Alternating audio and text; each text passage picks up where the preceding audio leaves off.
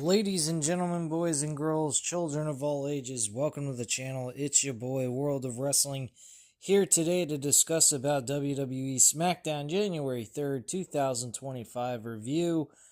This is a first ever 3-hour episode. My feelings on the show was that the show wasn't terrible, but first 2 hours was good. The third hour, after Tiffany Stratton and Naomi women's championship match ended, or not Tiffany Stratton, I'm sorry, Nia Jackson Naomi match ended for the women's championship, and Tiffany Stratton cashed in and won the women's title on SmackDown. The show kind of dipped a little bit for me, and then the main event came, and it was a solid, entertaining match. That was about the only thing in the third hour that was even worth anybody's time. I think after the second hour was over, people were pretty drained. And the main event was about the only important thing on the third hour that's worth even giving a flying crap about. Me personally, I thought overall the show wasn't terrible. It was a fairly decent show, but every week with these 3-hour episodes again, and now on SmackDown being the case, I don't know how this is going to turn out to be. I don't know how these week-to-week 3-hour Raw and SmackDowns both being 3 hours is going to be. It's going to be pretty draining. Hopefully on Netflix they tone it down a little bit with the 3 hours and they make it like 2 hours and 15 minutes, 2 hours and 30 minutes maybe, like they would with a 3-hour pay-per-view generally.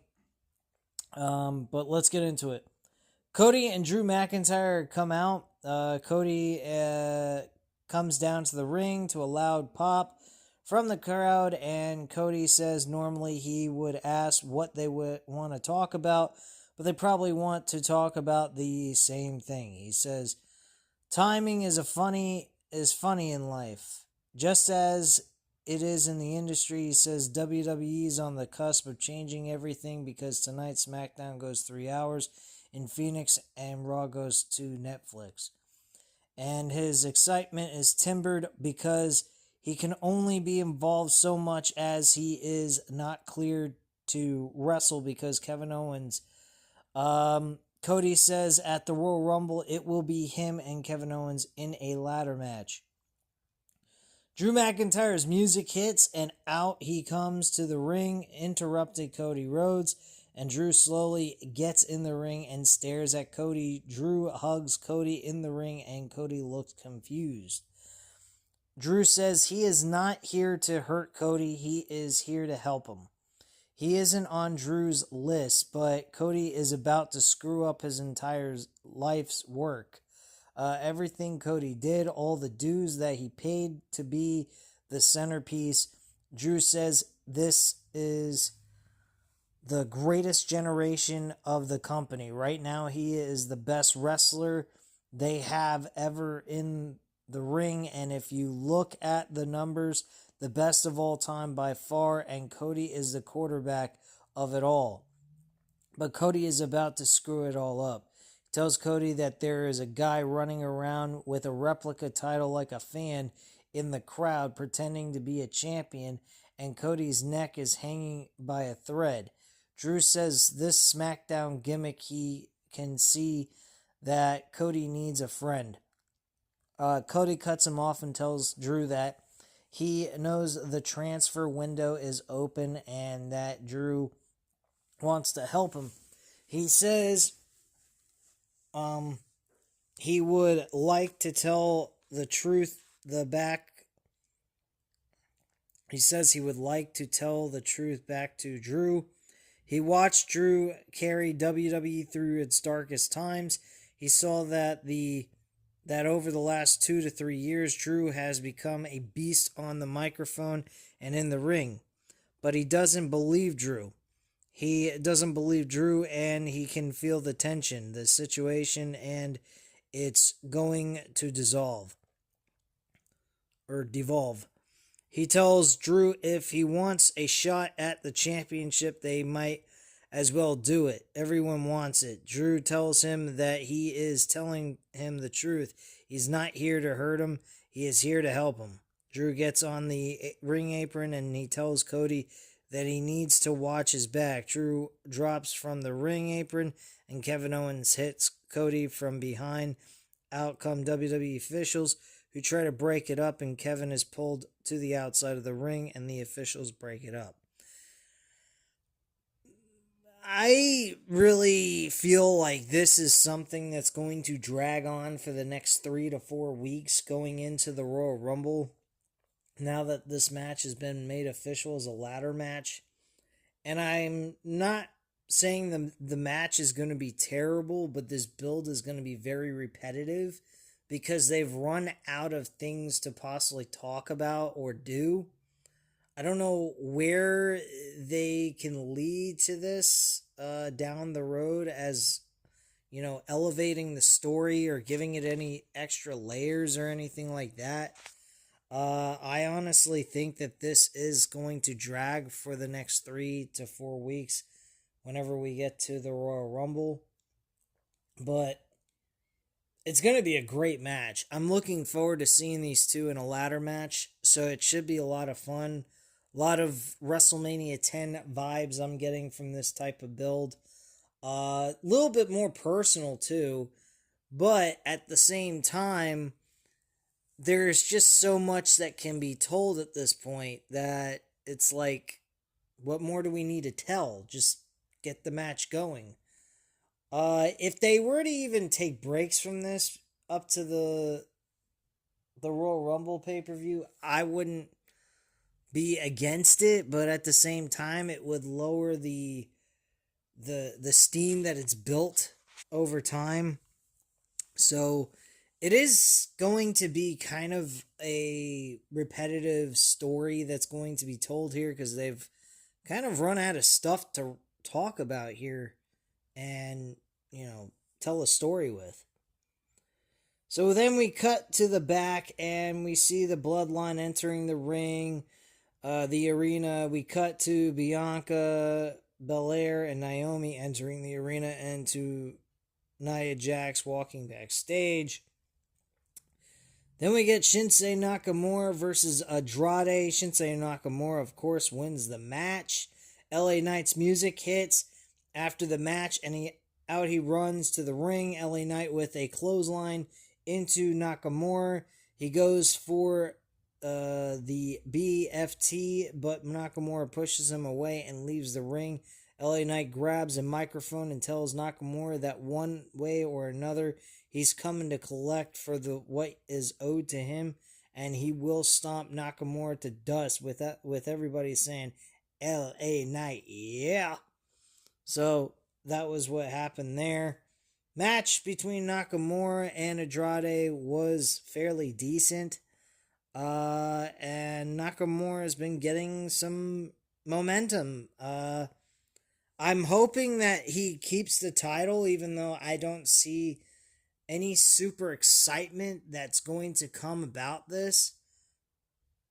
With Nakamura being champion, and honestly, I don't see the same thing with LA Knight. There is a serious problem in the mid-card division for that U.S. championship.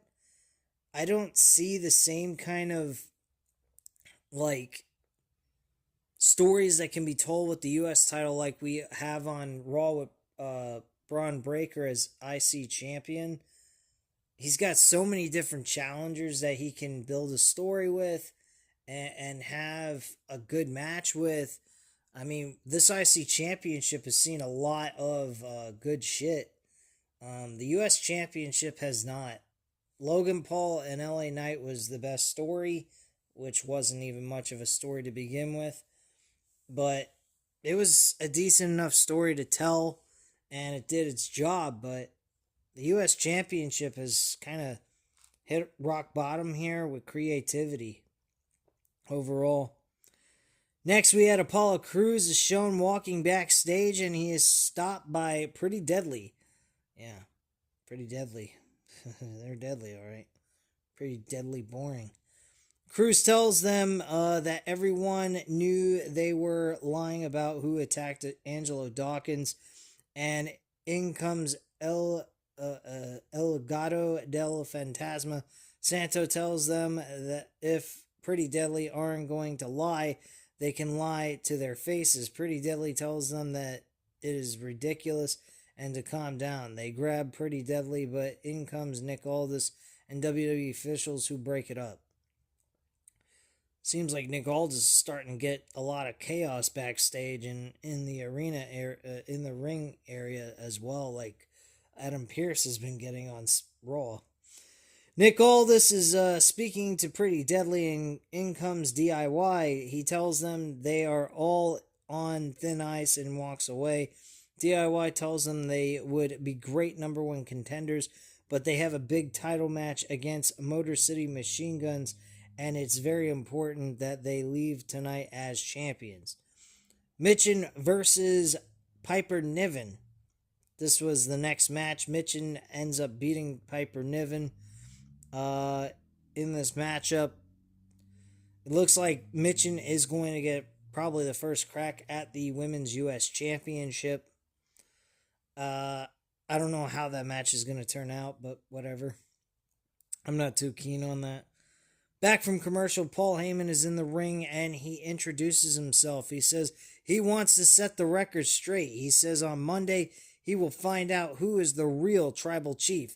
He says he and Roman Reigns trained Solo to become the next in line to become the tribal chief. They taught him to become the tribal chief. They prepared him for the future, not now.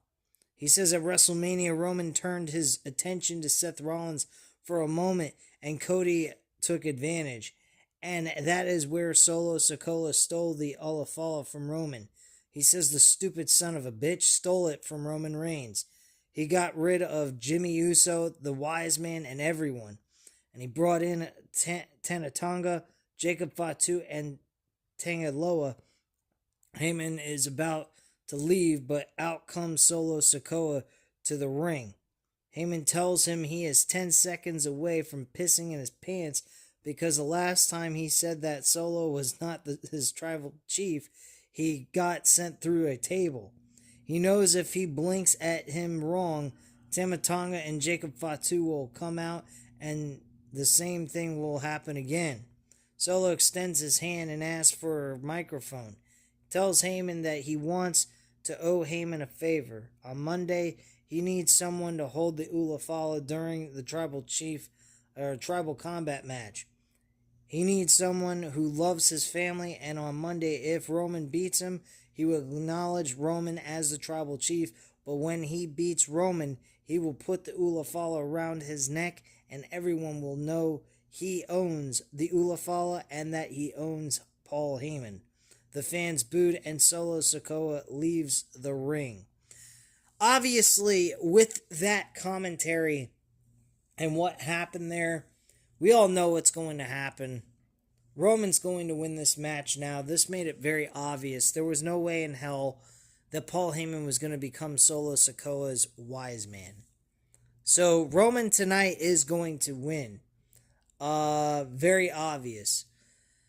If you actually looked on Bet Online for WWE betting on that match was actually a minus 300 before this segment took place. And since after this episode, his odd went up from a minus 300 to a minus 800.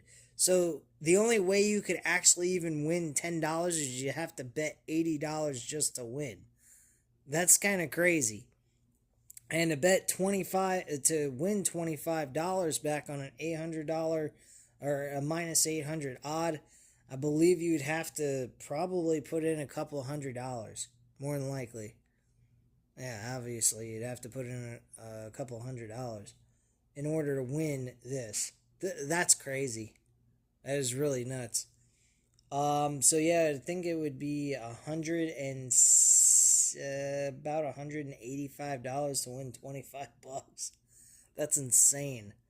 That's a lot of money to risk, but I mean, it's an obvious win. I don't think that they're gonna go ahead and with that information thrown out there to the audience that they're going to give it to Solo Sikoa. I really don't see that happening. So I see Solo Sikoa losing to Roman Reigns at this at this Raw episode. Next, we have the WWE Tag Team Championship titles on the line. DIY versus Motor City Machine Guns. This was a good match, but it ended up being a no contest because of Legado del Fantasma running into the ring, and they chased the Pretty Deadly away. Motor City Machine Guns were with cross faces onto DIY in the ring, and DIY were about to tap, but Pretty Deadly are chased into the ring, and they fall onto DIY, and the referee calls for the bell, and it becomes a no contest. Next, we cut backstage, and Nia Jax is with Candice LeRae, and Nia asks her where Tiffany is, and Candice tells her that Tiffany might still be angry about last week. Nia tells her she needs Bianca to stay out of the way, and Candice tells her anything she needs and walks away. Sami Zayn is walking backstage, and he stops by Carmelo Hayes. They both argue, and Hayes tells him he had him beat, but in comes the Usos. They ask Hayes if they have a problem, and Hayes says there's no problem. Zayn tells Hayes to tell him more, and Hayes walks away. They shake hands, and Zayn walks away as well. The Usos begin walking and talking, and they bump into Kevin Owens. Jay tells him he has to watch where he is going, and Owens tells him he has to watch his back and walks away. We cut to Cody Rhodes walking backstage, and he is stopped by Nick Aldis. He asks Cody if he is okay. Cody says he is, and Aldis tells him that Cody begged him to have the match at the Royal Rumble, and now Cody might not make it. Cody says he respects the fact that he is thinking about his future. He is actually a good boss. He's the boss, and he is the champ. But this is the most important week in WWE history. Cody says he has the right to call his shot. If Drew wants to be on Smackdown, Aldis should welcome him and bring him in. Next up, we have the WWE Women's Championship match with Nia Jax defending it against Naomi. Can I talk? Naomi and Nia Jax, they've had multiple matches. They were pretty decent overall. Tiffany, during this match, kind of came in, looked like she was going to cash in, was going to, but didn't. Helped Nia Jax get the win with the Annihilator, and she covers Naomi and gets the W. Bianca gets in the ring, but Nia knocks her down, and Tiffany hits Nia with the briefcase and throws Candice into the ring post, and Bianca hits the KOD. And Bianca hits Nia with the KOD. Tiffany throws Bianca to the outside, and Tiffany cashes in. She lands the prettiest moonsault ever, and Tiffany goes for the cover and gets the win to become the new women's champion. I did not figure that was going to happen on a Smackdown episode. I was a bit surprised by that, but that is kind of interesting. Then after that was over, we had the Bloodline versus the Usos and Sami Zayn. This was a fairly decent matchup, but the Bloodline win. Solo Sikoa got the W for his team. He connected the Samoan Spike on Jey Uso and got the cover for the 1-2-3, and the show goes off the air with him being the man standing tall with the victory, which is obviously something he's going to need because currently right now he's up shit's creek without a paddle, and more than likely he's going to end up losing this match. without a shadow of a doubt. I'm pretty certain. But yeah, that's pretty much the case. I just came across a article here that I'd like to bring up since it has something to do with SmackDown. Triple H actually made an announcement on Pat McAfee's show on Monday. WWE Chief Content Officer Paul Levesque, known as Triple H, said that WWE SmackDown will eventually switch back to the 2 hours. However, he did not say when that would happen.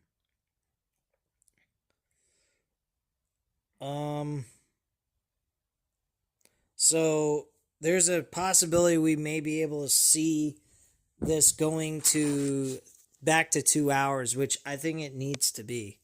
This is going to drain the shit out of people, and I think Triple H realizes that, and I think the network of USA is going to test the waters to see how SmackDown does with a 3-hour show, and if it's passable for their viewership, more than likely. That's what I'm assuming. So I think that's the direction they're going to go with this. And thank God that they're thinking about that. Because if they were really considering keeping SmackDown as 3 hours and thinking this is a success and they don't have to keep an eye on this, I think they're crazy.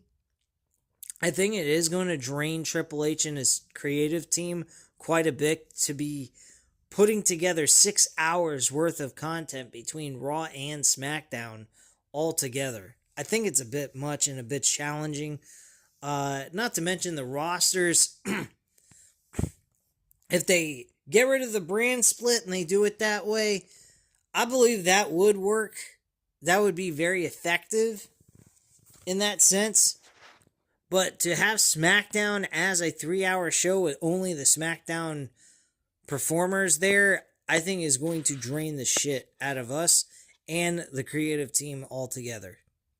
I don't think Raw on Netflix should be 3 hours.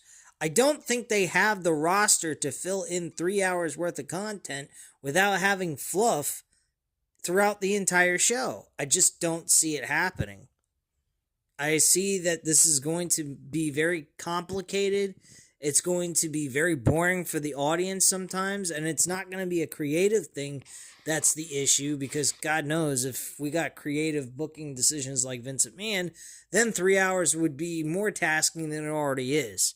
So, but yeah, I think that SmackDown was a solid 3-hour show, but I honestly think the next couple of weeks is going to be taxing on us as an audience.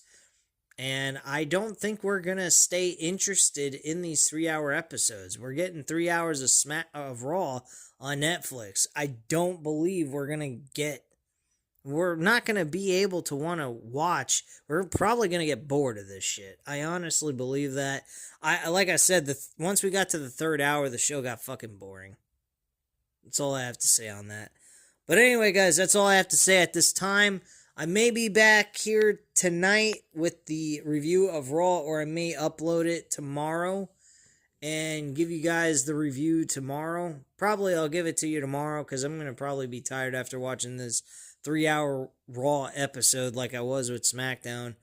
And I was also doing other shit on Fridays, so Fridays are one of my worst days. That's the reason why I don't even usually upload Raw SmackDown episodes, because I'm always doing shit during the weekends and on Friday night.